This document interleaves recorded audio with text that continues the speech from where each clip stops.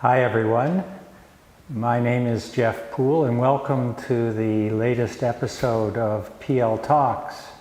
For those of you who have been following us, you will know that PL Talks is a passion project of our law firm, Poole Lawyers. We like to feature and introduce the world to Alberta and Canadian artists. Today we have an exceptionally interesting program in that for a change, we're going to have a discussion with two prominent Calgary art gallerists. And these two fine people, Viviane Mehr and Shannon Norberg, are going to tell us about some emerging artists in their galleries, and also talk to us about collecting art and how to approach art as a new collector. So we hope you'll enjoy it. We're appearing today from Shannon's gallery, Norberg Hall. Some of the opening scenes that you saw were from Viviane Art and the current show that's there. Both of these galleries are spectacular places to come and visit, and I can attest not just for myself but also for members of my family and friends that these two guys or gals, however you want to say, are spectacularly comfortable to visit with and to tell you about contemporary Canadian art. I'm going to let Viviane and Shannon introduce themselves to you, and then we're going to have a fun discussion today. So perhaps Shannon, you could tell us a little bit about yourself. We're sitting in your gallery. There's an incredibly interesting show that's just gone up. Thank you, and welcome everyone. I'm Shannon. I'm a partner and co-director with my partner in life as well as business, Jarvis Hall. Norberg Hall was previously Jarvis Hall Gallery. We've recently just done an identity change in a sense, and for the reason for both of us do here within the gallery. We represent a wide variety of emerging mid-career and established artists from across Canada, and there's about 20 artists on our roster. That seems to be growing too. So when I know that when the Jarvis first had the idea of adding a gallery to his frame shop, he turned to you and you had a vision for what you wanted this gallery to be. So tell us about that. Bless him for doing that. Yes, the gallery as Jarvis Hall Gallery has been around for 10 years, so the gallery is in effect going into its 11th. The frame shop has been around for 15 in total. He was working with artists when I came on board, but the direction sort of shifted a little bit. One of our things that we definitely stand up for is gender equity and making sure that we have an equal roster of artists, both male and female, to give women an opportunity to be seen as much as men have been in the past. So. And one of the interesting things about your background is that you yourself are an artist and you have an empathy and an understanding of some of the struggle and some of the challenges of being an artist in contemporary Canada. So tell us a little bit about your art and your artistic background. Well, I think both Vivi and I can speak to that. We both have studio practices that started us off in this direction. I practiced for a bit, but I realized I wasn't cut out for it. It's a hard profession. It's a dedicated one. And I think everyone learns their strengths as they go along. So I realized what mine was, and if I could be a platform or a help for others in what they're missing, I can be a loudmouth for them. I can shout them from the rooftops, as opposed to, I'd probably talk you out of buying one of mine before I talk you into it. All right.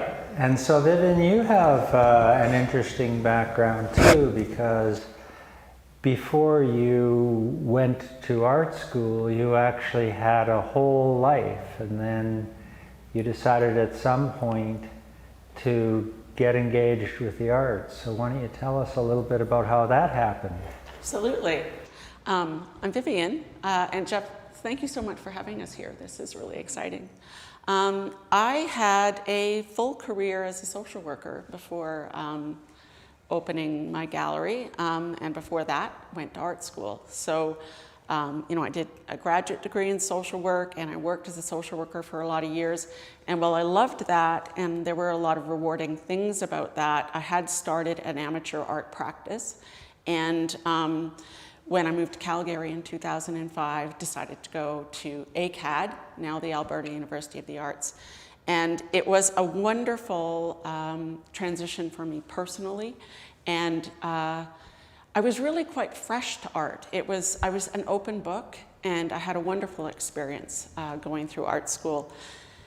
And I had a studio practice for a few years, and I did enjoy it, but my challenge was that I had such a need to be social, and I found studio practice so isolating that I started working in galleries as an intern just to bring that social element into my life.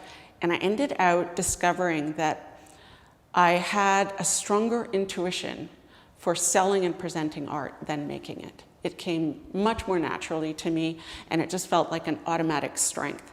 So I pivoted, and in 2013 opened my gallery. I was in the Beltline until last June, and now I'm in Inglewood in Calgary. And like Shannon and Jarvis, very focused on supporting emerging and mid-career Canadian artists primarily, on gender equity as well. And there's lots of reasons for that, but I actually feel like my social work background has put me in a great position to support, to build careers, to build talent, and to be a backbone for artists as they maneuver this crazy art world. One of the interesting things that I recall a couple of the artists that I've been talking to is they say things like, at the age of 57, they became an overnight success. And I think it's pretty clear that without the support of galleries, and not just the internet, without the support of galleries, artists have a real struggle making a living in this marketplace. They have a struggle being exposed to clients. One of the things we discussed in preparing for this was the reality that a lot of people think that they don't know anything about art, so they can't come into an art gallery for fear of being exposed to be idiots or something like that. What do you say, Shannon, to folks that come in and they're nervous, they don't know anything about art? What should they do? Walking through the door is the first thing. Sending an email, reaching out. It's all about discussion and building relationships. It doesn't matter who it is that walks through the door. I want to have a conversation with you about this. You don't need to know anything. That's what we're here for, is to explain the work a little further. The artist is very rarely in the space other than, say, an opening. However, their presence is enormous because the walls and galleries are filled with their work. But sometimes their voice is quiet, and having that dialogue back and forth is great. Asking questions, and I will ask that of visitors too. Don't be shy. Just start up the conversation and you go from there. And then there's all sorts of ways, like you said, internet, there's social media, there's all books, catalogs. Exhibitions, a lot of our artists, although they may be young, are also showing in other places. So you may see them on the walls here, but you will see them in corporate collections, you'll see them in museums, you'll see them in private collections, and it's a whole ecosystem, but it starts with a one-on-one in many ways, both with the artist and the collector. So one of the things I remember for my wife and myself is when we first started going into galleries, if anyone came along and said, could they help you? We'd say, no, we're fine.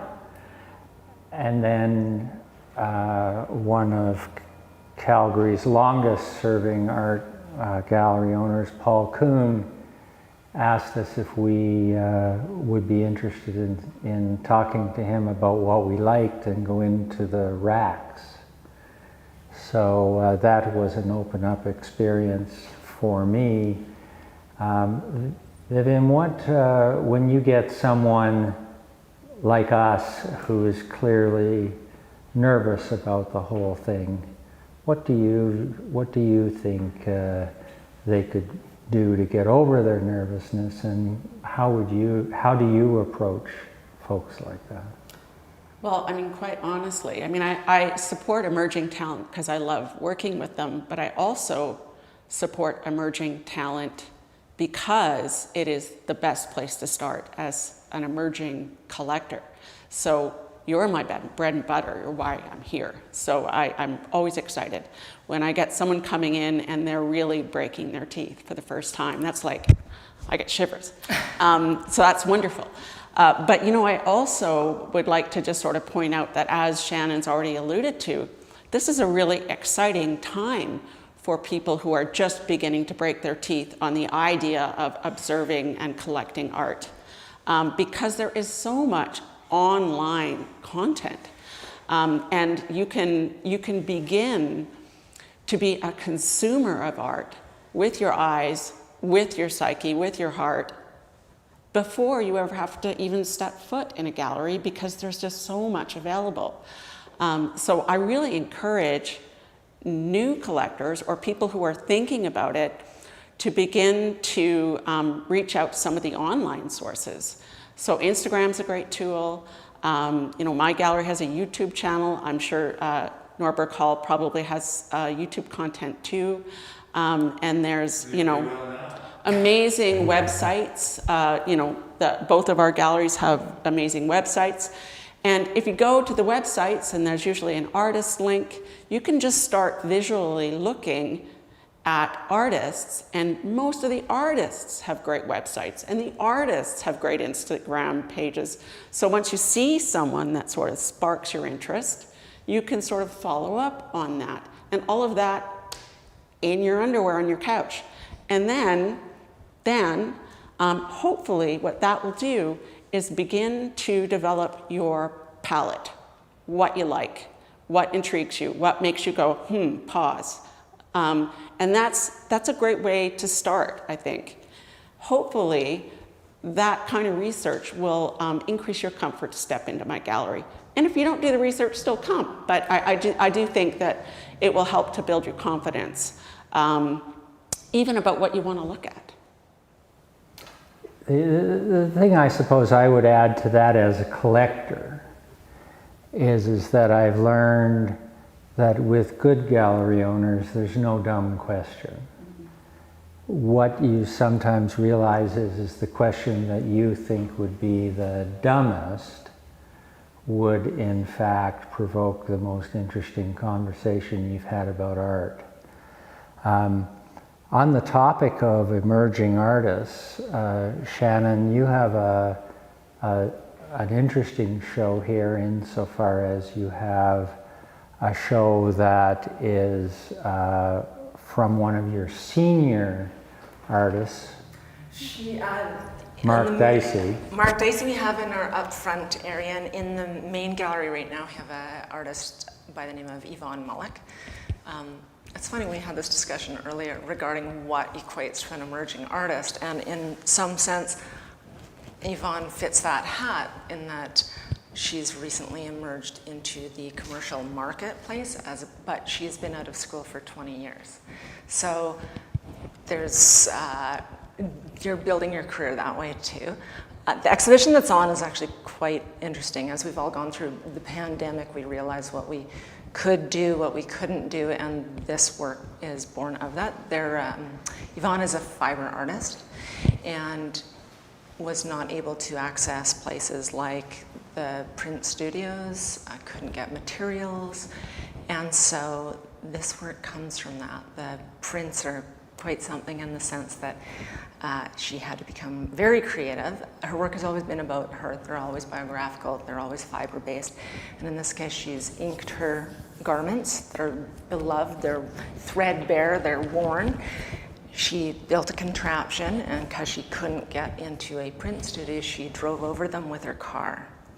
And in 3 trips over the car, makes a perfect monotype or one print. We also have a few of her rugs, which are quite incredible. Again, unable to get certain materials.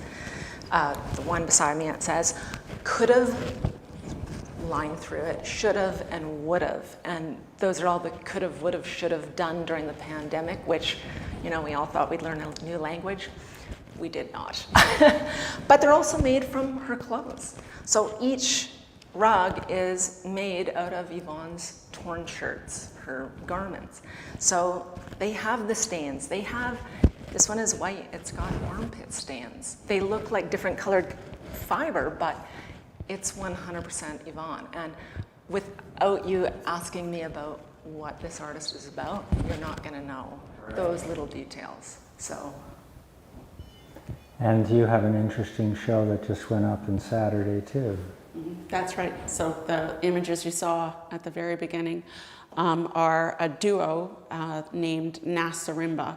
It's a name they created, it's fictional. Rachel Zureta and Mikhail Miller, they're partners in life and they're partners in art making, and Nasarimba for them means playful mischief. So I met them through the RBC Emerging Artist Program, which I work with. And it's a fun invitational show. They're mostly known as muralists. So there's a lot of bright colors and abstract forms and recognizable shapes. And when people look at them, they're intrigued. And when I say they're muralists, then they go, I get it, because you can actually see it in how the paintings are created. So that's what's up in my space right now. So one of the things I was sharing with the two of you was that when my wife and I started out when we were very young, we couldn't afford established artists. So we purchased a number of pieces from artists who were at the beginning of their career. So for example, we ended up with 3 Barbara Balacis, we ended up with 4 Mark Dicey's, and in some ways we shudder now because we wouldn't be able to afford those guys. So talk a little bit about, if you could, about each of you maybe can show us one of your artists and talk about how this, you don't need to necessarily be attracted to well-known names. What you can be attracted to is what you like, and as you say, your palette. So one of you want to volunteer to go first? Sure. Maybe we could talk about Serena Abolio, who is she's my youngest, actually, my youngest artist. She graduated from Concordia University in Montreal in 2017 and did her Bachelor of Fine Arts there.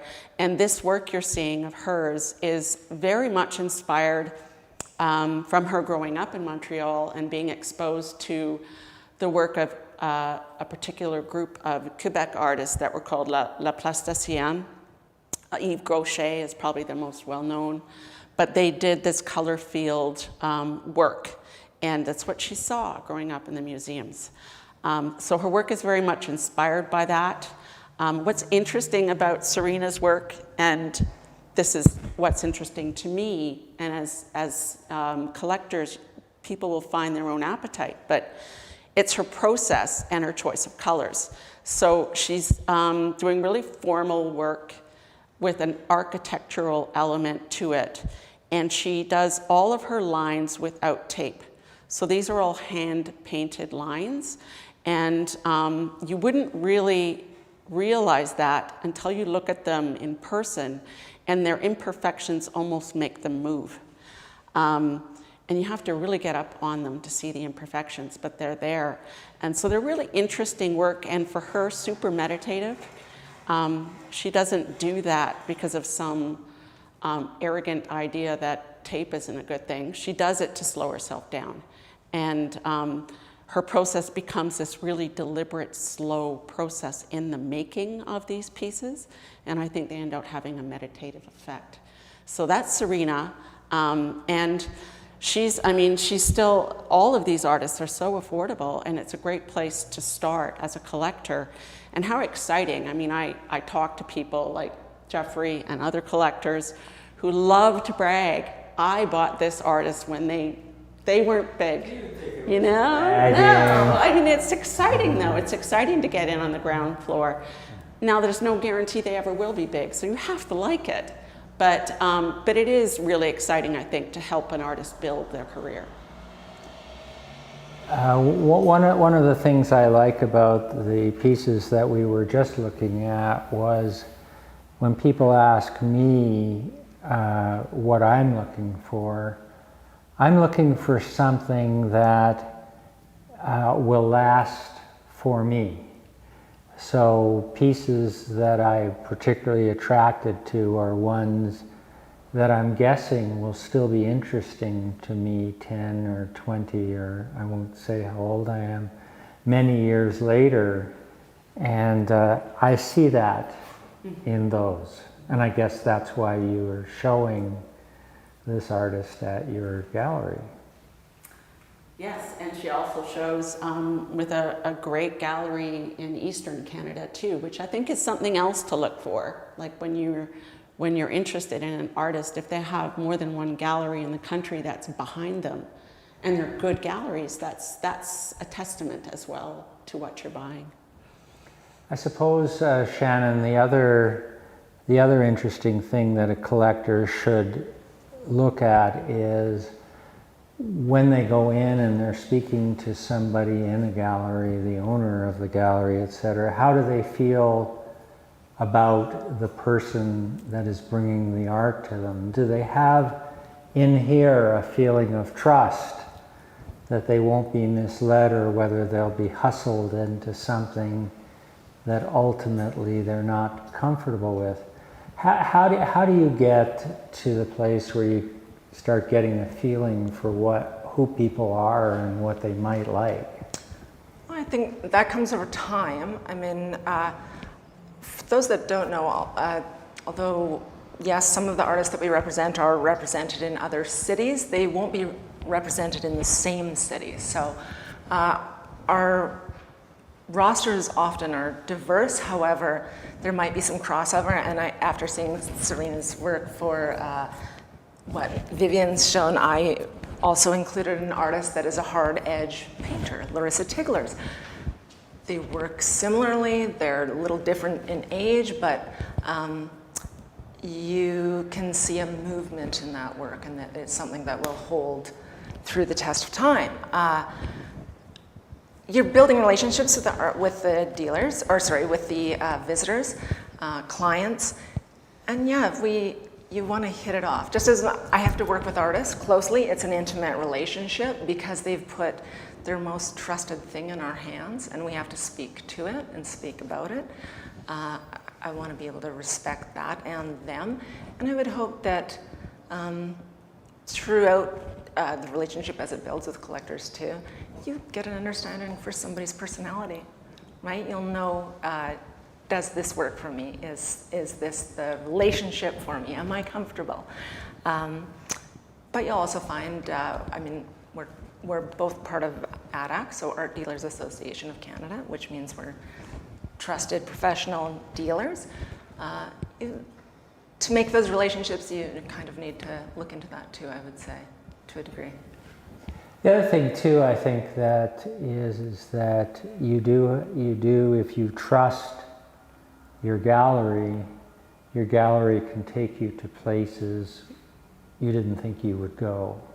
Has that been your experience, Viviane, with respect to somebody comes in, they think they're too conservative to have color field painting, and then voila. Voila. Yeah, for sure. And I think that, I encourage people who are just starting to think about collecting art as well to go into a lot of different spaces and figure out what they're comfortable with. And there's a reason why most art galleries are named a name, Norberg Hall, Viviane Art, because the dealers that run those galleries, to some extent, you're buying their eye. To some extent, you're drawn to them because of what they show.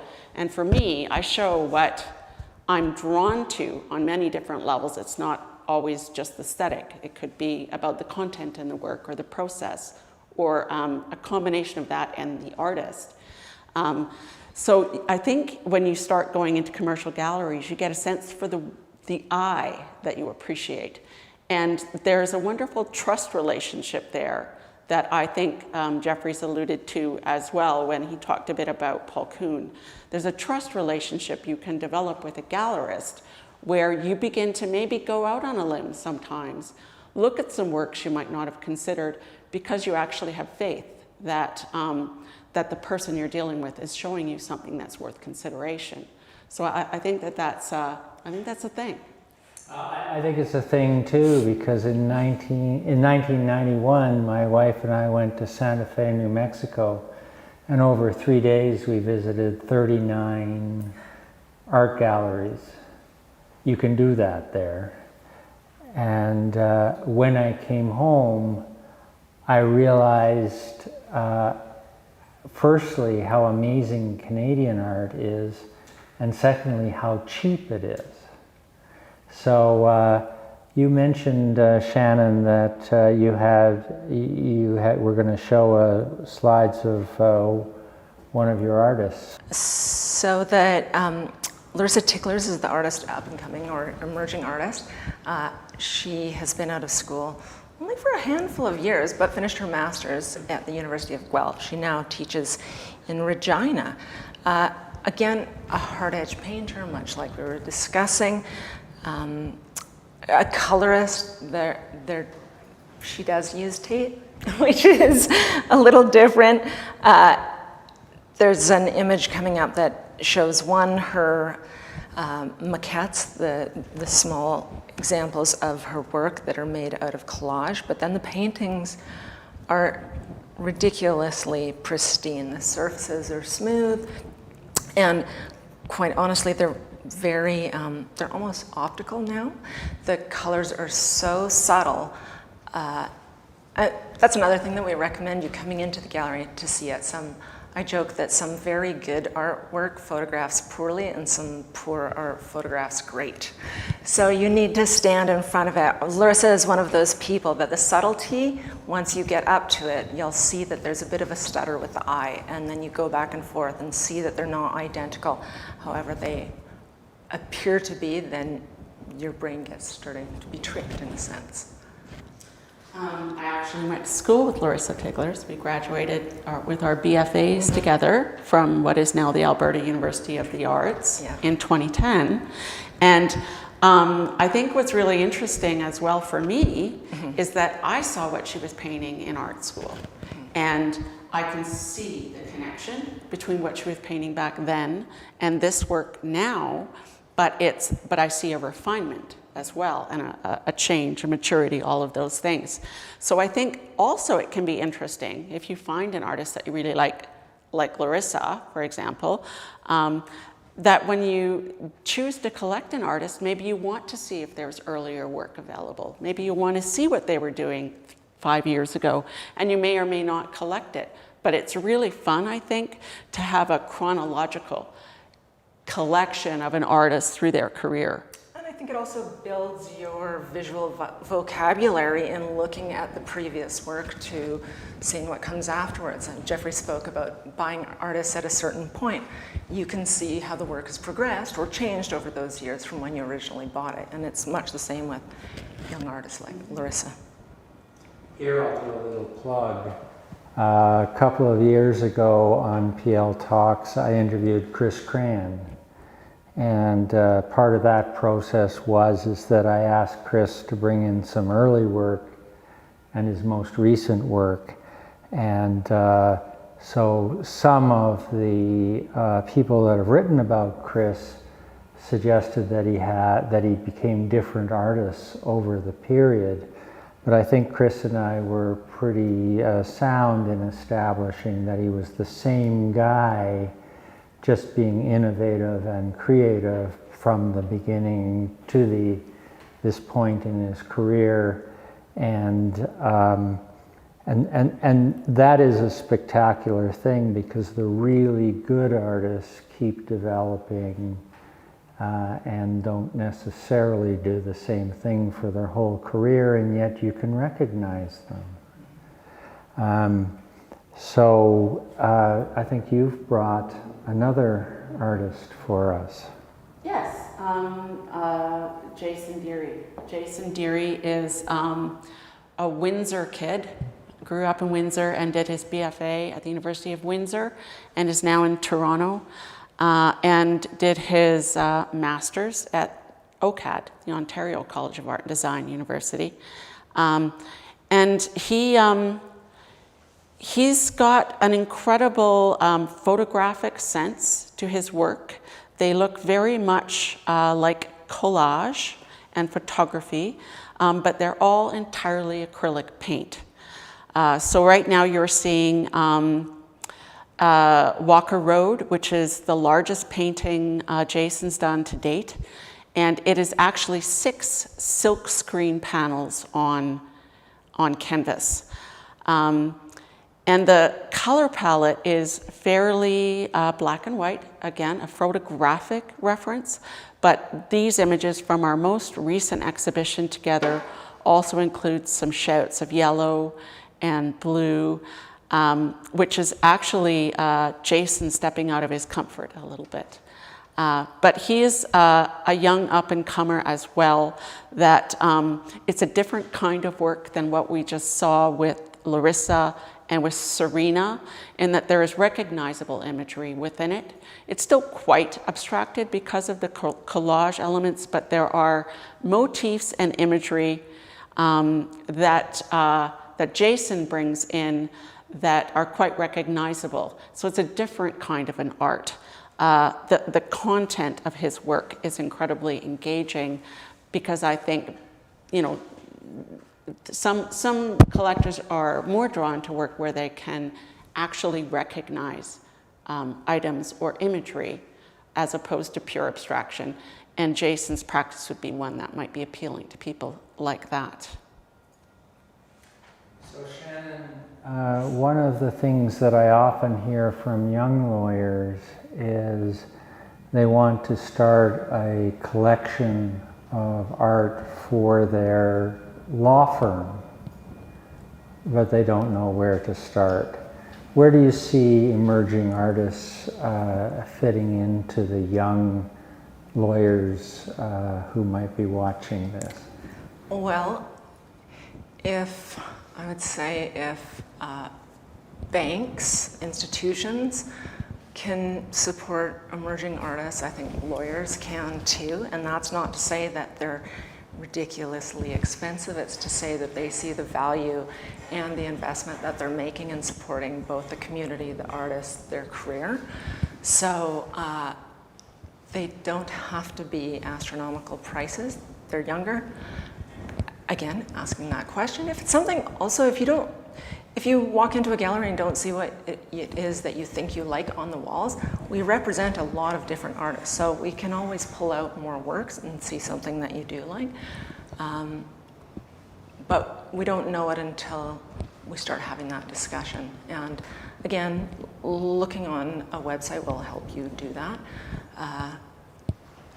there's lots of different ways to get artwork into your collection, both at home and within the business. And we're happy to figure out solutions to make that happen. We're doing it not just for ourselves, but a lot of us are doing it for young artists. And we'd like them to succeed. We'd like them to eat. We'd like them to be able to buy supplies.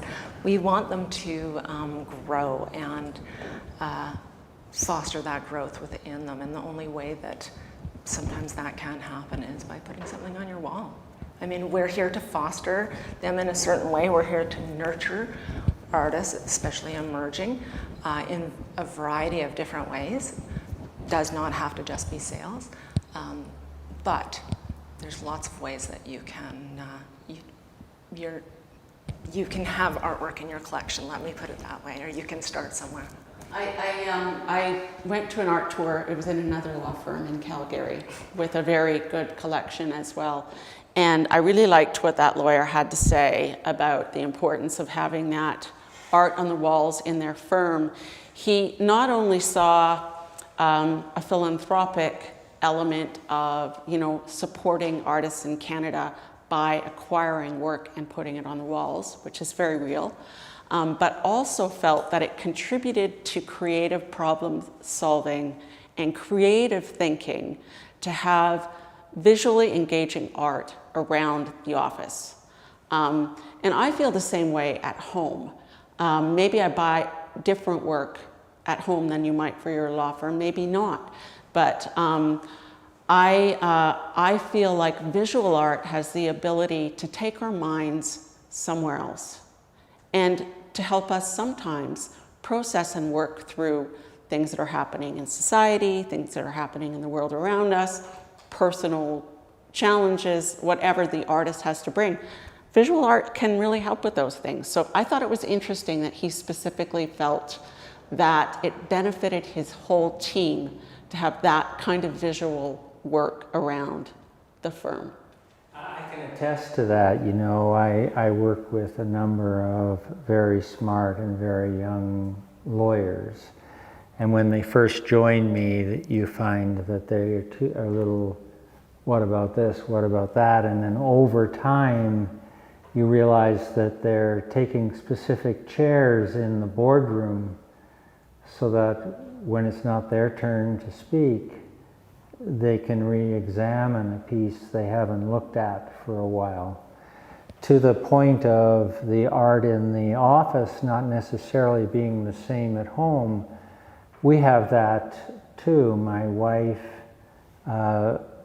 tends to like art that is softer and not as in your face as some of the things that I like. And so I find it very stimulating to be in an office with art that challenges you, makes you stop, take a look at it. Kudos. What about size of art? I know that in Alberta there was an awful lot of landscape that was done about this big by this big. Anyone who's lived here for a while has their grandparents gissing somewhere in their house. What do you have to say to people that say they're intimidated by big art? Or do you say anything to those people, or just give them small paintings? Well, because we have an artistic background ourselves, we might approach that differently. And for me, the content of a piece should match the scale. Like that truck you just saw, Walker Road by Jason Deary, when you walk up to that piece in the gallery, it's not life-size, but it almost is. So it has a very different impact on you as a viewer than if it was a tiny little piece. And similarly, I think there are works that the intimate scale is much more powerful. So I think it depends a lot on the work. What do you think, Shannon? I would agree. I think about the show with Yvonne's right now. These are her actual garments, and they would be a completely different thing if it was either smaller or bigger. So for the sake that you could see yourself putting on a pair of her pants because of scale, it definitely changes the context. But go bigger. You know, I'm okay. Go home. I'm okay with that. If you've got the space for it. I mean, a lot of people start off too, and they start with smaller works. You can still fill a wall with a lot of smaller works, and by a bunch of different artists. You can creatively hang work. And when you install them side by side, then they also have a different conversation amongst them. By juxtaposing two different paintings, they start having dialogue. And that's much like yourself in the office. When you rehang, you see a new painting, you see an old painting in a new light, and based on its surrounding and or other painting or work beside it. Well, that's exactly right. And from time, what Shannon's alluding to is from time to time in my life, I've just called Shannon's partner Jarvis and said, can you or someone else come over and reshuffle the deck? And it's like having a whole new office. Yeah. I think, Shannon, you have another artist that you're going to tell us about. Sure.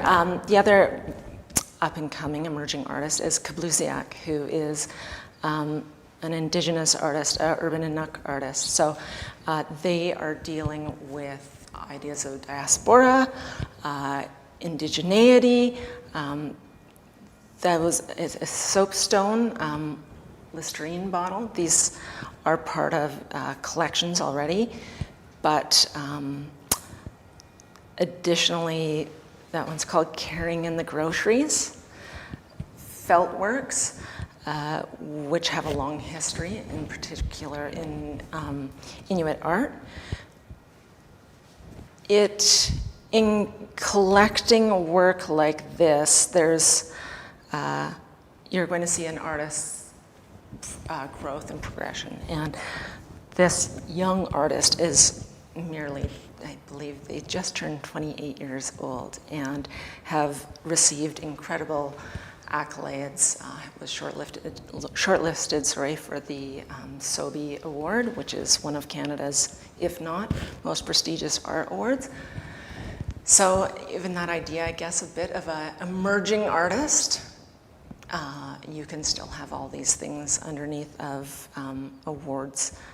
And what is the idea of emerging too? Because we're showing a kind of a wide variety. They're not all the same age, I would say.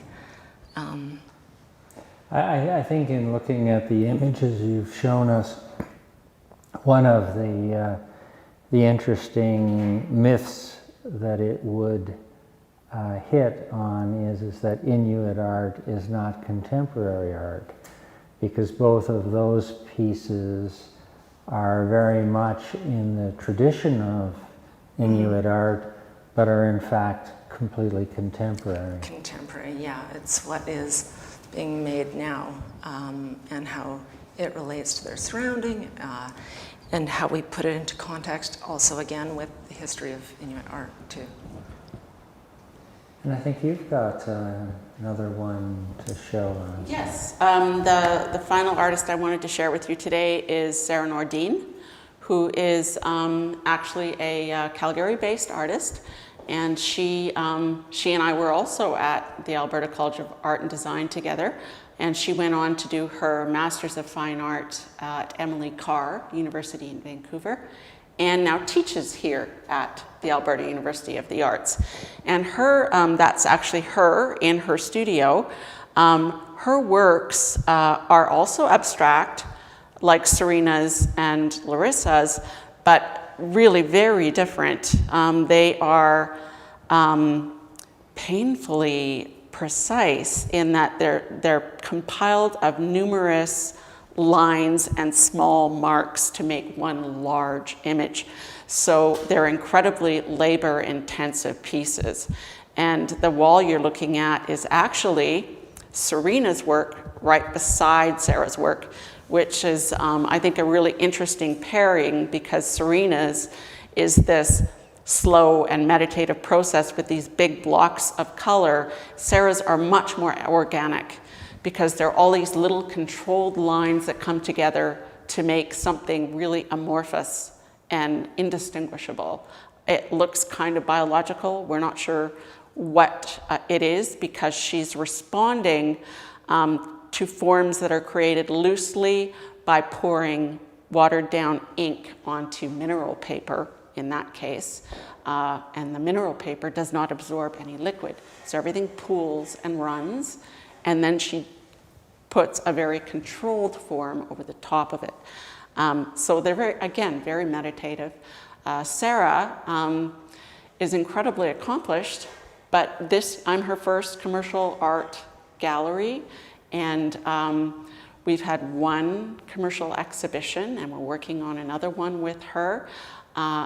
But there's an appetite for her work right now, which I'm pretty excited about, and thinking about all kinds of wonderful things for her. The Alberta Foundation for the Arts has collected her, and a lot of people in Calgary. So it's really exciting. Even in my building, I'm in a building with rentals above me, across from the Esker Foundation in Inglewood in Calgary. And I had a couple come down from upstairs and buy some of Sarah's work, which was just super exciting for me. But it's just that approachable. It's approachable price-wise and also visually, I think.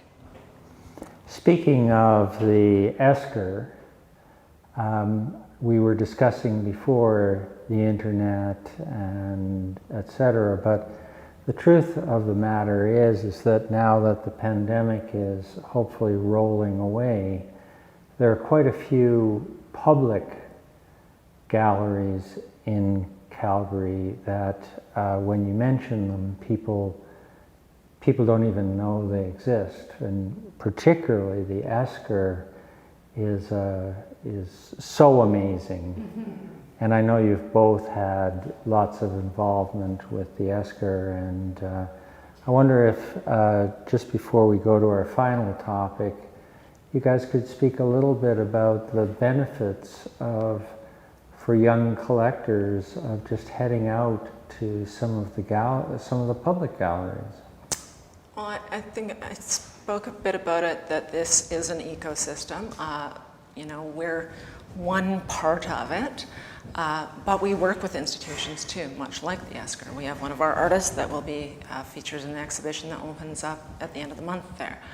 But there's Marigold Santos. Oh, fabulous. Yes, Marigold so Santos. it's a show that's coming from Montreal. Marigold was part of that, and Marigold will have new work in that, but it is a group exhibition.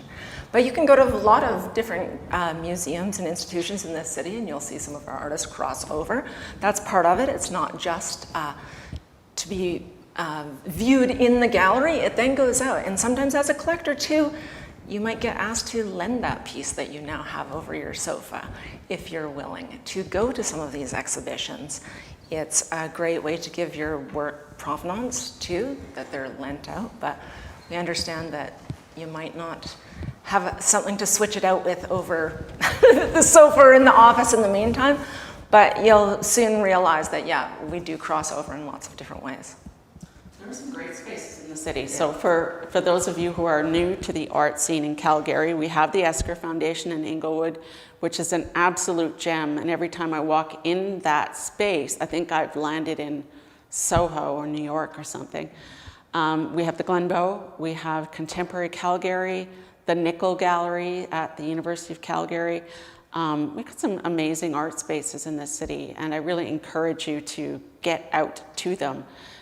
And the AGA in Edmonton, that's an incredible provincial art museum. And artist-run centers. And artist-run centers for sure. And actually, Calgary's got lots of great artist-run centers. It's, if you're Instagram people, you can go trolling. Go trolling, go to Norberg Hall's Instagram page, go to Viviane Art's Instagram page, look at who we follow and steal them. And that's a great way to start getting introduced to what's around as well. So to sort of wrap it up here, both of you, when you were introducing yourselves, spoke about gender equality in your galleries. And it's an unfortunate truth that female artists have more difficulty, it seems, getting exposed in commercial galleries. And I know that this is a topic close to both of your hearts, and so maybe both of you could speak a little bit about your joint mission here to expose artists, emerging artists, female artists. I think you're seeing a bigger piece of the picture. It's not just then one from one perspective. Historically, the gender balance has been not on par, so we have tried to ensure gender equity in the sense of exhibiting more women. Because what you'll find in going to institutions and what's been collected historically also has been men. And trying to break that cycle on a sort of ground level, which is also why with some of the artists that we represent, because many of them are women, the prices are also not the same as older men. That is just what it is. We aim to get them there. If there's anything to invest in, it's young women, because I think that they deserve to be seen, they deserve to be collected, they deserve to be exhibited. They've got a loud voice, and we're everywhere. So why we haven't been in museums and galleries is a little bit shocking, but we tried to make that change. Yeah, I think both of us have done a good job. I'm at 50%, 50-50 right now, and I've kind of got a rule for myself. If I want to pick up another male artist, that means I need another female because I want to stay there.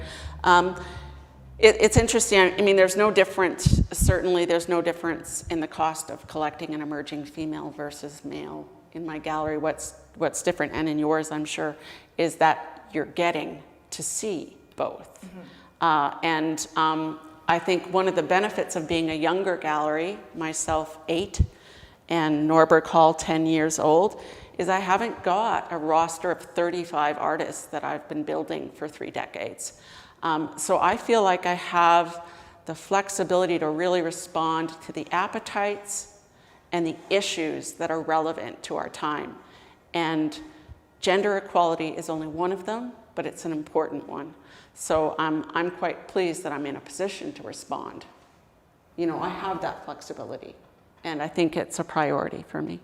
And yeah, we all have more work to do. I think we need to build a more diverse roster too, because it's not just 2 voices at a table. There's far more.